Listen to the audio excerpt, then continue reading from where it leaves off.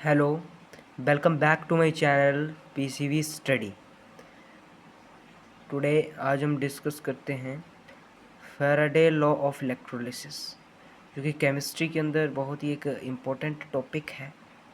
तो Faraday law of electrolysis बोलता है कि the amount of substance deposit और लिबरेटेड, अमाउंट ऑफ सब्सटेंस, किसी सब्सटेंस का अमाउंट मतलब मास भी बोल सकते हैं आप, डिपॉजिट और लिबरेटेड, उस पर डिपॉजिट हो रहा है उससे या लिबरेट हो रहा है। एट एन इलेक्ट्रोड, किसी भी एक इलेक्ट्रोड समझते हैं, जो मतलब उसके अंदर डाली होती है, किसी सॉल्यूशन के अंदर हम डालते हैं इसे। जब हम सेल की उसमें पढ़ते हैं तो इलेक्ट्रोड को डालते हैं सॉल्यूशन के अंदर, कोई भी हो सकती है, ग्रेफाइट की हो सकती है, जिंक की हो सकती है, कॉपर की हो सकती है।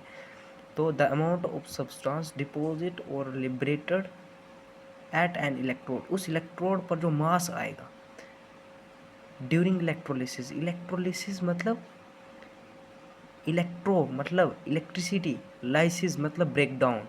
इलेक्ट्रिसिटी के ब्रेकडाउन के समय जो भी इस पर मतलब चार्ज जो आएगा, जो भी मास डिपॉजिट या लिबरेट होगा, वो डायरेक्टली प्रोपोर्शनल होगा quantity of current pass through electricity electrolyte. Electricity जितनी भी पास हो रही होगी उस इलेक्ट्रोलाइट से, वो उसके डायरेक्टली प्रोपोर्शनल होगा। तो हम बोल सकते हैं कि mass is directly proportional to charge. Okay, and फिर Q is equal to I into T. आप जानते ही होंगे current is equal to charge upon time होता है। तो इसको जो है हमने अगर चेंज किया तो जो आपका चार्ज है वो करंट इंटू में टाइम आ गया।